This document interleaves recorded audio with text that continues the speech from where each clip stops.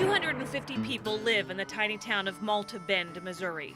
Buildings with stories, dogs with territories, and a big plant turning corn to fuel. But this town got its name from a different kind of smokestack. One on a boat, a steamboat called the Malta. In 1841, the steamboat hit a tree snag and sank in less than a minute. Everybody got off safely, but there was no time to retrieve anything on board.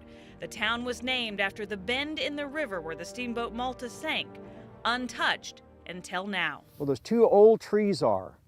That's where the river was then. It's north of town, but south of the winding river, we meet up with Dave Hawley, the guy who, along with his family, will dig up this boat. That's what the Arabia looked like to the magnetometer. His family's done this before with the steamboat Arabia. We're in his amphibious ATV heading out over the land he's charting. Why so much energy and effort in the search? Tell me why you do this. Now that's a really good question. Why does anybody do the things that they love to do?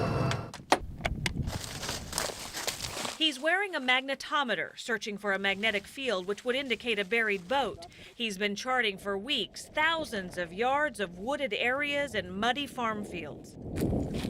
Historical documents say the boat is here, along what used to be a bend in the river reaching much further south than where it is now. This boat, when it's found, from one side of the signal to the far side of the signal, will be 250, 300 feet, 400 feet wide.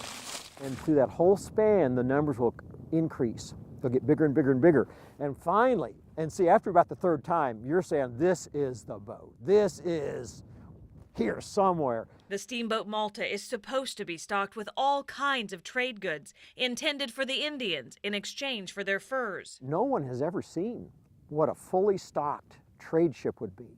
What did they take? To see exactly what that was, would be such a telling thing. A buried treasure of history. Hawley and his family know it's there, and they are so close to finding it. And your emotions at that moment? Oh, that's high adventure. That's Christmas morning. That's what that is.